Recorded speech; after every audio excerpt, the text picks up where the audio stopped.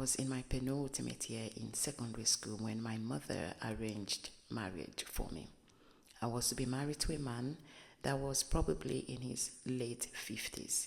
He was huge, he was mean looking, and every weekend he would visit my home, sit with me and my mother, and he would begin to educate me about the kind of wife that he wanted me to be. He told me he personally did not like educated women because they were too opinionated. He told me he had gathered that I am intelligent and I had dreams of going to the university, but he said once we were married, all of those dreams would come to nothing. And he educated me about the fact that when we got married, I would be confined to the kitchen and I would not appear in the living room.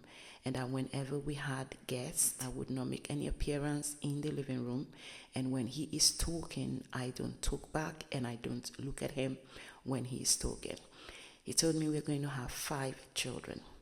For weeks, he would visit every weekend to educate me about the type of wife that he wanted me to be, going over the rules, going over his expectations of me. And finally, it came to the last weekend before the marriage ceremony was to be done. We call it back home in my country, Nigeria. The bride price was to be paid. So the last weekend before the bride price, he sat down going over everything he had taught me in the past weeks while he had visited. And as he was talking, I kept looking at my mother to see what her reaction would be. It was like looking up to her. She's highly educated. Looking up to her to see if she would say, stop that, you're not going to treat my daughter like that. But she was quiet all the while the guy was talking. And I knew my fate was sealed. And I was so terrified and afraid. I used to be very skinny, very thin, very small. And compared to such a tall, huge guy, I was so afraid. How was I to live my life? No university for me, confined to the kitchen. I could be beaten, not looking at him when he's talking to me. Of course, not having my own voice, not having my own say. I was so terrified. More terrified because I knew that in a few days' time from that last visit, the bride price was going to be paid and he would take me away to wherever he was taking me to. And to paint that picture right there that my whole life was going to be like that, I was terrified. Inside of me, I was praying and saying, God, save me.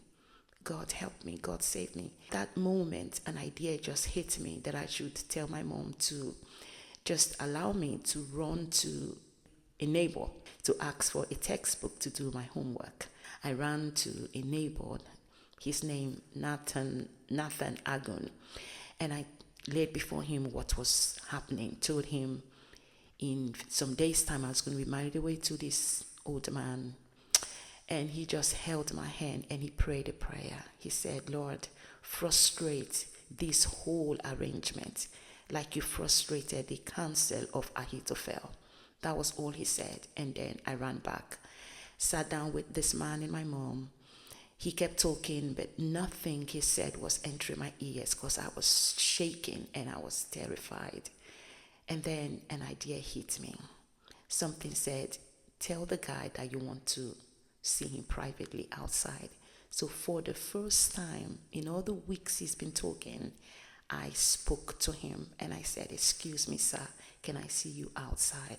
He and I went outside behind his car and I looked at him. I don't know where the boldness came from. I looked at him and I said, sir, ask him a question, sir. If you had a daughter of my age, would you give him in marriage to a man of your age? That was all I asked him. You could see the shock in his face. He stared at me for a long time. He said nothing. He just stared at me. And then leaving me, went back into my living room, spoke to my mother while I was still there behind his car, spoke to my mom. I don't know what he told my mom. Came back in, got in the car, and drove off, and never saw him again till today. I am sharing this because I want young people to know I was young then. I was still in secondary school. I still had 1 more year to go in secondary school. If I had not run to God, if I had not cried to God inside of me, I don't know what my life would have been. I ran to God because He is my safe house. I wanted to know something about this safe house. It is not like every other safe houses where you hide. God is a safe house, but you don't just hide, you live in there. It's a safe house where you're free to come out to live your life and keep your original identity and move on with life and fulfill your original purpose. God is a safe house. I don't know your situation. I don't know what you're trying to run away from. Young boys, young girls, you don't have to hide in sex. You don't have to hide in addictions. You don't even have to hide in gangs. You can hide in God and you can live in Him. God can deliver you too.